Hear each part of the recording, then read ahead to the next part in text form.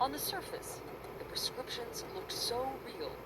Powerful opioids, dispensed by a trusted pharmacist, Yogesh Patel.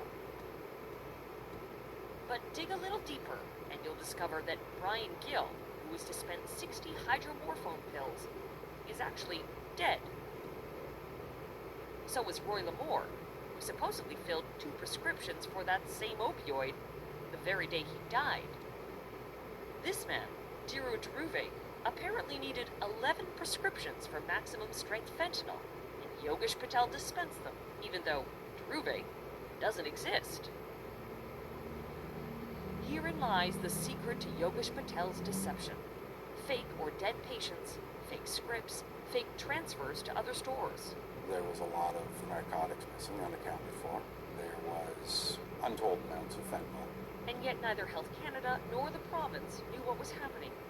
The store was even inspected by the College of Pharmacists in the middle of the scam and passed. And he was not on the radar at all.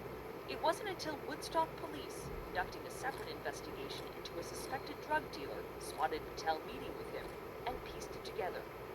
In this case, I guess Mr. Patel doing meetings in public instead of into the pharmacy. That was his downfall. Patel would leave his pharmacy with a package, parked beside the suspected drug dealer, who would get into his car and leave. Over 3 years, Yogesh Patel took more than 1,500 hydromorphone tablets and 3,000 fentanyl patches, worth $1 million on the street.